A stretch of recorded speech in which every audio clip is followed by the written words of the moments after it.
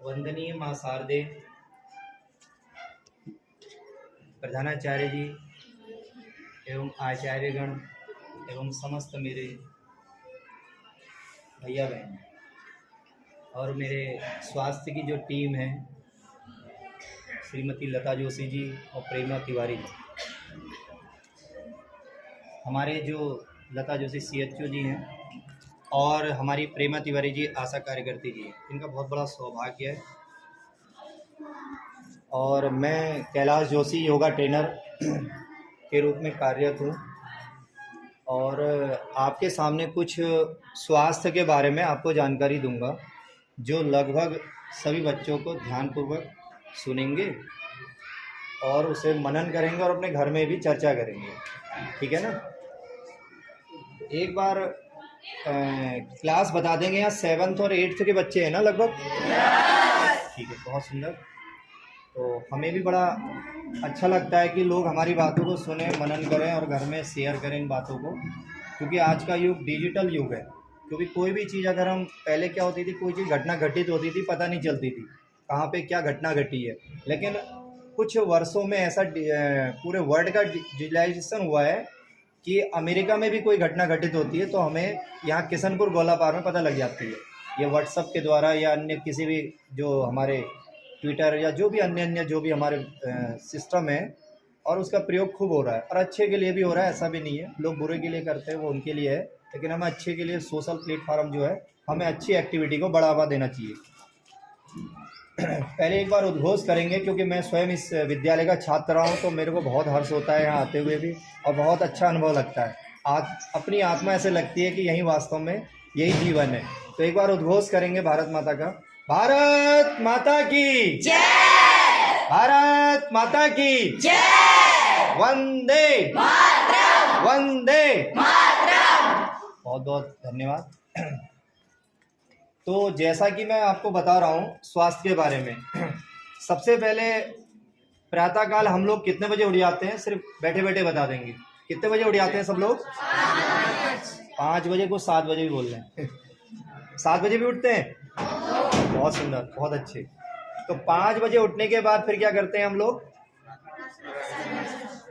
हैं? प्रातः स्मरण। बहुत सुंदर। ये तो खैर यहाँ की विधा है कि हम लोग यहाँ पर एक जगह में विद्यालय गया था इंग्लिश मीडियम में, इलाइट पब्लिक स्कूल। मैं बार बार उसके विद्यालय का नाम लेना नहीं भूल रहा हूँ, क्योंकि वो हमारे बिल्कुल शिशु मंदिर से अटैच विद्यालय लगा मुझे।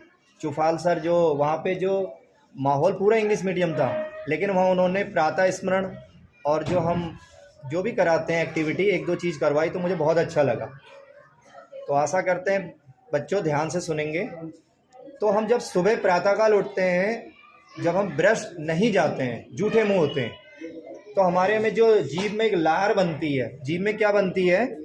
जो दिन भर हमने रात भर खाना खाया है, तो क्या करती है, उसमें एंजाइम्स होते हैं, बहुत बड़ी, मतलब अच्छे विटामिन वगैरह उसमें रुक जाते हैं। ठीक है? और ब्रश करने से पहले 2-3 चीज़ें करेंगे। सबसे पहले क्या करेंगे, हम उकड़ू आसन में बैठेंगे, मलासन जिसे कहते हैं। मलासन किसी को पता है? हाथ खड़ा करेंगे खाली। किसी को पता है? आसनों के बारे में जानकारी है थोड़ी बहुत? योगासन जानते हो?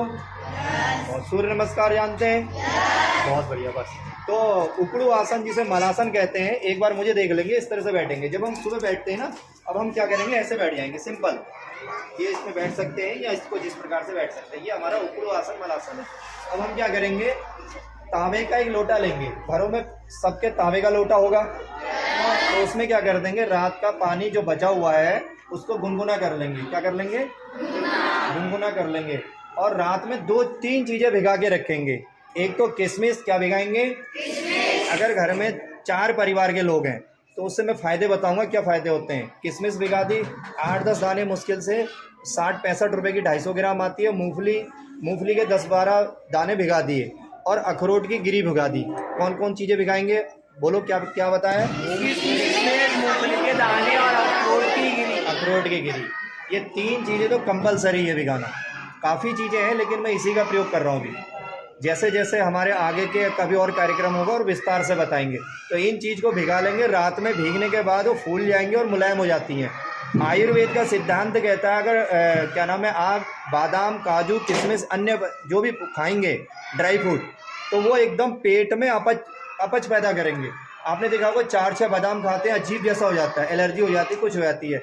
यही आयुर्वेद कहता है रात में कोई भी चीज़ भिगा दो, रात में भिगोने के बाद वो अमृत बन जाती है।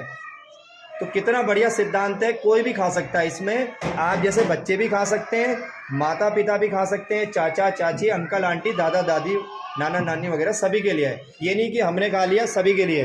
तो रात में क्या किया, भिगा दिया, उसका छलनी से पानी छान लिया, छलनी छानने से बाद उस पानी को गुनगुना कर दिया। क्या कर लिया, गुनगुने पानी को तांबे के बर्तन में, जो तांबे का पानी था हमारा, उस पानी को उसमें मिक्स कर लिया। लगभग गिलास में ना पी गए क्योंकि भारतीय सभ्यता लोटे का प्रतीक है। अब लोटा वोटे के बारे में लंबा विषय हो जाएगा, मैं शॉर्टली बता रहा हूँ कि उसमें लोटे में जल रखना है, फिर उसको सिप के आकार में पीना है। कभी भी कोई भी जानवर आपने देखा डायरेक्ट पीते हुए पानी कैसे पीता है, सिप की तरह, घूंट घूंट की तरह। हम मनुष्य हैं कि एक ही बारे में गटक से पी जा रहे हैं, पानी पीते हैं। जब भी हम जाते हैं पानी पीने क्या करते हैं, गिलास एक उसकी देखो एक सिस्टम है पीने का भी, हम क्या करते हैं सीधे घाटी में ले रहे हैं और डायरेक्ट डाल दे रहे हैं, अटकता भी है कभी कभी पानी, तो उसका कोई लाभ नहीं होता। तो क्या करेंगे, लोटे का पानी बैठना है, उकड़ू आसन में बैठना है और सिप के आकार का पीना है, सिप करते हुए नहीं घूट घूट करके। इतना ध्यान आ गया, सब लोग करेंगे। क्या बोला सर? अब बताओ क्या क्या बताया मैंने। सबसे पहले हमें कहते किशमिश से बोलो। सबसे पहले हमें किशमिश भिगानी है, फिर फिर मूंगफली और अखरोट, इनको भिगा के और एक लोटे में रात का पानी शाम को रख के पानी सवेरे को कहते हैं रात में रखे हुए कोई चीज़ जो होती है सवेरे तक वो अमृत बन जाती है। बहुत सुंदर, क्लैपिंग करेंगे भैया के लिए। यही एक शिशु मंदिर की विशेषता है, मुझे बताने में भी बहुत अच्छा लगता है और यहाँ से बिल्कुल आत्मा से ऐसा लगता है कि हमारा बताया हुआ सफल होगा।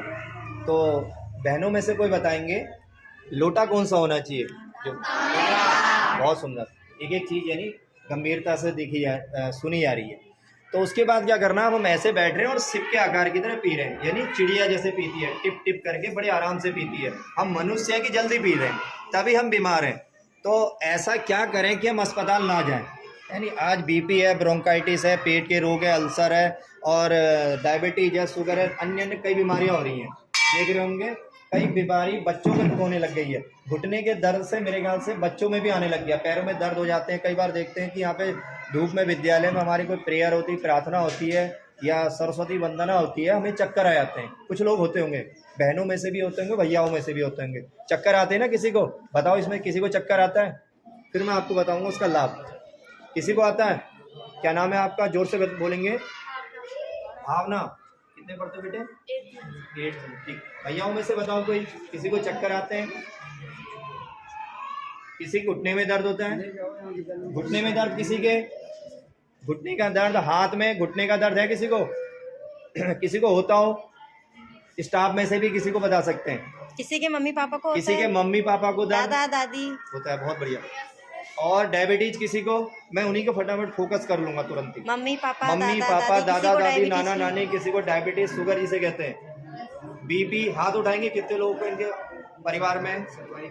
सर्वाइकल, ठीक है, सर्वाइकल का हमारे सर का है। अभी मैं उन सब पे उन्हीं चीज़ों पे फोकस करूंगा। बहुत सुंदर, हाथ नीचे कर लेंगे। तो क्या है, हाथ नीचे कर लो। पहला बताया कि चक्कर आना, ठीक है, राइट। और दूसरा बताया था घुटनों में दर्द होना। हमारी एक अवस्था होती है कि 40 के बाद लगभग घुटने का दर्द होता है लगभग। लेकिन आज की क्या है, जीवन शैली, आहार विहार, दिनचर्या क्या हो गई हमारी, दूषित हो गई है। हम जाते ही क्या नाम है, बाहर क्या करते हैं, बाहर का खाना खाते हैं। बाहर का खाना खाते नहीं खाते हैं? बाहर का खाने का मतलब समझ गए होंगे, क्या खाते हैं? जोर से बोलो, क्या खाते हैं? हाँ, ये फास्ट फूड की तरफ हमारी, अब खासकर कम से कम हम लोग तो शिशु मंदिर के पढ़े हुए हैं, तो हम लोग दूसरों के लिए भी प्रेरणा बने कि हम तो नहीं खाएं, तभी तो आपको अलग देखा जाएगा। भाई दूसरे खा रहे हैं वो अलग विषय है, लेकिन हम ना खाएं, हमें देख के ही तो लोग देखेंगे। चरित्र निर्माण कहाँ से होगा? जब हम बदलेंगे तभी जग बदलेगा। हम सुधरेंगे, हम कहते हैं ना दूसरे सुधरेंगे, नहीं, पड़ोसी नहीं सुधरेगा, पहले हमें सुधरना है। कूड़ा कर गया, हमारा कर्तव्य क्या, वो देखेगा तो हमसे प्रेरणा लेगा। तो वो भी कहेगा कि यार चलो इन्होंने कूड़ा उठा लिया तो मुझे भी अगले दिन उसे अजीब लगेगा तो वो उठाएगा। ये सब शिक्षाएं, चरित्र निर्माण, नैतिक शिक्षा कहाँ से मिलती है? हमारे अपने विद्यालय से मिलती है। मैंने किसी अन्य विद्यालयों में ऐसा नहीं देखा। मेरा थोड़ा सा वो बताने का वो भी रहता है अन्य विद्यालयों में कि मैंने बोलता भी हूँ कि नैतिक शिक्षा मैंने सीखी तो यहाँ से सीखी, अन्य इंग्लिश विद्यालयों में ऐसी शिक्षा नहीं है। कई उदाहरण पढ़े हुए हैं कि वो एक माता जी थी और वो अपने विद्यालय का बड़ा बखान कर रही थी कि मेरे, तो इतने में उसके बालक आए, उनने क्या किया, बेटे ये जरा घड़ा रख देना, तो कह रहा मुझे टाइम नहीं है। दूसरा भी बोला मुझे टाइम नहीं है। इतने में एक शिशु मंदिर का बालक पड़ा हुआ, वो जो आया उसने कहा क्या हुआ, उसने कहा कि ये मटका रखना था, पानी भरने के लिए काम होगी। उसने अपना तो रखा, दो और के रखवा दिया। तो ये शिक्षा, नैतिक शिक्षा कहाँ से मिली हमें?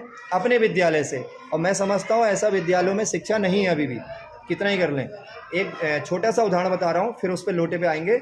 जैसे जापान एक देश है, वहाँ क्या है, कोई सफाई कर्मचारी नहीं है। पूरे जापान में एक भी सफाई कर्मचारी नहीं है, क्योंकि विद्यालय का सिस्टम क्या है, उन्होंने अपने डीएनए में डाल दिया कि कोई भी आएगा उसके लिए कोई ये नहीं कि अब यहाँ पे अगर बच्चों से करा दें तो गार्जियंस आ जाएंगे कि सफाई करवा दी इन्होंने, कूड़ा उठवा दिया, ये करवा दिया। पूरे होल जापान में आप सर्च भी कर सकते हैं, कभी पुस्तक पढ़ने को मिले तो पूरे जापान में कोई व्यवस्था ऐसी नहीं है, कोई अधिकारी बैठा है तो कोई स्वीपर आएगा उसे साफ करेगा। हम स्वयं करते हैं, विद्यालय साफ करते हैं, पूरा पोछा लगाते हैं, भले ही वो स्टैंडर्ड पोछा है, लेकिन सारी साफ सफाई कौन करते हैं? वहाँ के बच्चे करते हैं, जापान के सारे बच्चे करते हैं। अब एक चीज़ पूरे विश्व में क्या है, फिनलैंड की एजुकेशन नंबर 1 है। फिनलैंड की एजुकेशन में नंबर 1 का कारण क्या है कि 7 साल में विद्यालय भेजते हैं, उससे पहले नहीं भेजेंगे। और 9:30 और 45 मिनट पे विद्यालय जाता है बच्चा। हमारे क्या होगा, आंख मल्ला बेचारा, उसकी माँ ने उसे 5 बजे उठा दिया, स्कूल जा, और 2.5 साल में इसे शुरू कर दे रहे हैं। मेरे ख्याल से 2 साल भी अंदाजा है कि 2 साल में भेजो, पता नहीं कौन से विद्यालय चल रहे, 2 साल में भेज दे रहे शायद। तो उससे क्या रहा, उसकी माइंड मेमोरी उतनी शार्प नहीं हो रही है। माइंड मेमोरी क्या हो, वो जो चाहता है, जो उसका बचपन है वो छीना जा रहा है। फिर लास्ट में क्या करते हैं, इतना पत्थर जैसा बैग है उसका, मैंने खुद उठाया तो मुझे लगा कि जैसे इतना भारी मैंने बैग नहीं देखा। पूरी होल लाइफ में ग्रेजुएशन कर लिया, सब कर लिया, इतना बैग मैंने भारी नहीं देखा। तो विद्यालयों में क्या है कि ऐसी व्यवस्थाएं रख दी कि वो बेचारा बोझ से दब गया है, वो क्या पढ़ेगा। शारीरिक विकास उसका कैसा होगा, खेलने का कोई प्रांगण नहीं है। पहले क्या करते थे, मिट्टी में खेलते थे।